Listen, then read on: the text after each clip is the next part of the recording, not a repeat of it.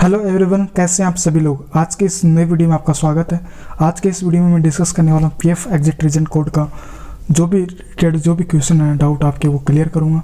और अभी तक आपने हमारे चैनल को सब्सक्राइब नहीं किया, सब्सक्राइब जरूर कीजिए और बेल आइकन को जरूर दबाइए जिससे आपको लेटेस्ट नोटिफिकेशन आपको मिलते रहे। दोस्तों, हम जो इसमें जो इंपॉर्टेंट पॉइंट कवर करने वाले हैं, जो फर्स्ट पॉइंट रहेगा हमारा meaning of different exit reason code in PF, क्योंकि पीएफ में डिफरेंट रीजन कोड होते हैं, उनका क्या मतलब और किस कंडीशन में हमें पीएफ एग्जिट रीजन कोड डालना है। फिर नेक्स्ट रहेगा कि इसका अगर effect of wrong date of exit, तो एग्जिट रीजन कोड डालने का क्या हमें वो इफेक्ट पड़ने वाला है, उस पर भी हम कवर करेंगे। तो ये दो इंपॉर्टेंट पॉइंट है कवर करने वाला है, क्योंकि कोई भी ये वीडियो नहीं बताता कि इनका एग्जिट रीजन किस कंडीशन में क्या क्या डालना होता है। तो वही मैं इस वीडियो में डिस्कस करने वाला हूँ। जब भी आप एग्जिट रीजन डालने जाते हो तो आपके पास ये 9 ऑप्शन होते हैं, तो इन्हीं 9 ऑप्शन को मैं बताऊँगा किस कंडीशन में हमें एग्जिट रीजन डालना है।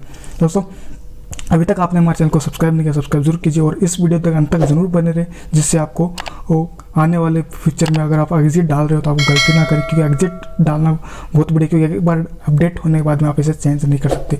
और ये जिससे आपको अगर आप गलत डाल दे तो आपको बहुत सारी प्रॉब्लम आ सकती है। तो वही मैं इस वीडियो में बताने वाला हूँ और ध्यान से देखें, और आपके लिए बहुत ही इंपॉर्टेंट है अगर आप एक एम्प्लॉयर है तो मैं इसमें स्टार्ट करने वाला हूँ। जो आपके 9 ऑप्शन है, पहला हमारा रहेगा रिटायरमेंट।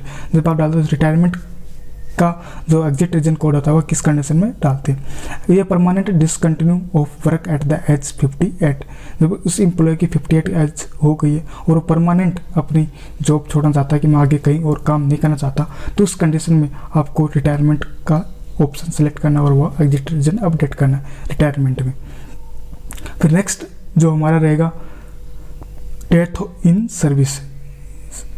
ये कब डाला, जब employee died during his service tenure, जब एम्प्लॉय की सर्विस करते टाइम कंपनी के अंदर काम करते टाइम उसकी डेथ हो जाती है, तो उसके अंदर ये हमें रीजन कोड डालना। अगर ये नहीं डालते तो भी आपको बहुत बुरा प्रभाव पड़ने वाला है, मैं नेक्स्ट बताऊंगा आपको। फिर थर्ड है सुपरनेशन। सुपरनेशन में होता है कि retirement after attaining predetermined age this continues as a type of retirement. जैसे कोई एम्प्लॉय है, वो 58 होने के बाद भी अपना काम करना चाहता है, तो उस कंडीशन में आपको सुपरनेशन डालना है। जैसे वो 58 यहाँ पे काम कर रहा है, फिर वो कहीं और जाके काम कर रहा है, जिस कंडीशन में आपको यहाँ पे सुपरनेशन डालना पड़ेगा। फिर नेक्स्ट जो चौथा पॉइंट है हमारा permanent disability benefit. Permanent disability कब डालते हैं? In case of a member who is permanently and totally disabled during the employment, he she should undergo medical examination before the medical board advised by the EPF office. However, the disablement should occur while in employment. जब वो permanent, अगर आपके काम करते हुए किसी company से उसको परमानेंट डिसेबल्ड हो गया, उसको डॉक्टर ने प्रूव कर दिया कि आगे काम नहीं कर सकता किसी प्रकार का, तो उससे परमानेंट डिसेबल्ड डालना। तो आपको ऑप्शन एग्जिट रीजन डालने से आपको पहले 2 बार सोचना कि डालें या नहीं डालें, क्योंकि सिर्फ लोगों को सिर्फ एक रीजन डालते हैं और रीजन डाल के ख़त्म कर देते हैं। तो सभी के रीजन का अलग अलग महत्वपूर्ण है और उन्हीं पर उनको बेनिफिट डिपेंड करता है। तो परमानेंट डिसेबल्ड हो गया और उसको ईपीएफ ऑफिस या जो मेडिकल बोर्ड है एडवाइजर है उसे परमानेंट डिसेबल्ड घोषित कर देता है, उसको सर्टिफिकेट देता है कि परमानेंट डिसेबल्ड हो गया, तो उस कंडीशन में आपको परमानेंट डिसेबल्ड डालना है। नेक्स्ट हमारा 5वां है cessation, short service, any other reason. यह कोड रीजन या लेफ्ट के टाइम डालते हैं, जो अभी नॉर्मल होता है कि कम छोड़ दी, दूसरी छोड़ दी, तो उसमें आपको any reason, cessation, short service, any other reason डालना। फिर है कि death away from service. While he is in service, death away from service means is not in service but he is not withdrawal this amount from EPO. जैसे कुछ होता है, कोई employ job छोड़ देता है और जॉब छोड़ने के 2-3 मंथ या 1-2 साल के अंदर उसकी डेथ हो जाती है, तो उस कंडीशन में आपको डेथ अवे फ्रॉम सर्विस का ऑप्शन सेलेक्ट करके रीजन कोड डालना है। तो आपको ध्यान रखें वो एम्प्लॉय को ऐसे ही आप एग्जिट रीजन ना डालें जिससे आपको प्रॉब्लम ना हो। एग्जिट उसका अगर ये तभी आपको रीजन डालना जब उसने वाला पीएफ विड्रॉल नहीं किया, तो उस कंडीशन में death away from service reason आता है। फिर नेक्स्ट जो इम्पोर्टेंट 3 है भी ऐड किए गए हैं, मैंने ऑलरेडी इस पर वीडियो बनाया हुआ है जिसमें आपको पता सेसेशन शॉर्ट सर्विस के 3 नए एक cessation short service the employee ill health की employee is sick and not able to work. Employee की अगर हेल्थ में प्रॉब्लम हो और इस वजह से काम नहीं कर पा रहा, तो आपको इस वजह से आपको ये employee session short service the employee health आपको रीजन कोड डालना है। फिर नेक्स्ट आता है contraction and discontinue of employee business. Temporary और permanent closure of employer business और कॉन्ट्रैक्ट। अगर एम्प्लॉयर परमानेंट उसका बिजनेस क्लोज हो रहा है और उसका कॉन्ट्रैक्ट खत्म हो रहा है, तो उस कंडीशन में आपको ये cessation the code contraction and discontinue of employer business का सिलेक्ट करना है। फिर 9th का other case beyond of the control of employ.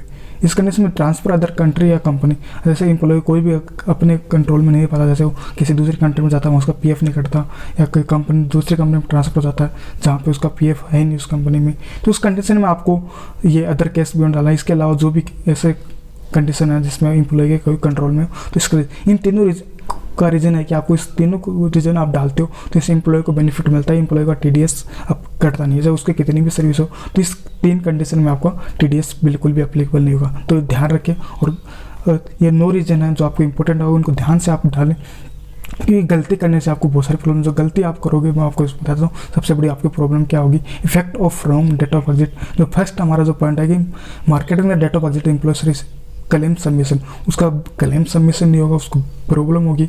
फिर नेक्स्ट है ट्रांसफ़र में प्रॉब्लम आने वाली है। फिर एक सेटलमेंट लेटर ऑन, क्योंकि सेटलमेंट होने में टाइम लगेगा, उसको एग्जिट ठीक कराने पड़ेगी। अगर आपके पास अगर ऑलरेडी डेट ऑफ एग्जिट गलत डली हुई है तो आपको मैंने जॉइंट करेक्शन का फॉर्म पूरा बताया हुआ है, वीडियो अभी तक नहीं देखा तो आप देख सकते हैं, जहाँ पे आप अपनी पूरी करेक्शन करवा सकते हैं। जो 4th इंपॉर्टेंट पॉइंट है, after switching job in the date of exit is not mark correctly the job may not be treated and continues and the employee may be asked pay to tax on the interest and during the investing periods. जैसे अब employ काम कर रहा है, अगर मैंने वो 3 exit class वाले बताया था कि अगर आप वो नहीं डालते उसको टीडीएस भरना पड़ सकता है, टीडीएस उस पर एप्लीकेबल हो जाएगा। तो उस कंडीशन में आपको डेट ऑफ एग्जिट डालनी तो सोच समझ के डालना है, ऐसे नहीं डालना कि जो भी मन में डालें। अगर उसके कुछ बहुत सारे मैंने केस देखे कि जब एम्प्लॉय की डेथ होती है तो डेथ इन सर्विस नहीं डालते, जिससे उसको इडलाई बेनिफिट नहीं मिल पाता। बहुत सारे बेनिफिट हैं जिससे आपकी एक छोटी सी गलती की वजह से वो एम्प्लॉय को बेनिफिट नहीं मिलता। तो ये दोस्तों, आप अगर एग्जिट डालने से पहले ये वीडियो जरूर देखें और एक बार जरूर सोचें कि मैं एग्जिट रीजन डाल रहा हूँ सही नहीं डाला। तो ध्यान रखें, क्योंकि एक एग्जिट रीजन की गलत की वजह से एम्प्लॉय बहुत सारे परेशान होता है, उसे बहुत सारे धक्के खाने पड़ते हैं कि ऑफिस से, फिर HR से, वहाँ साइन नहीं हो, वहाँ साइन, तो उसमें बहुत सारी प्रॉब्लम आती है। आपको भी प्रॉब्लम होती है एक एम्प्लॉयर को, एक एम्प्लॉय को।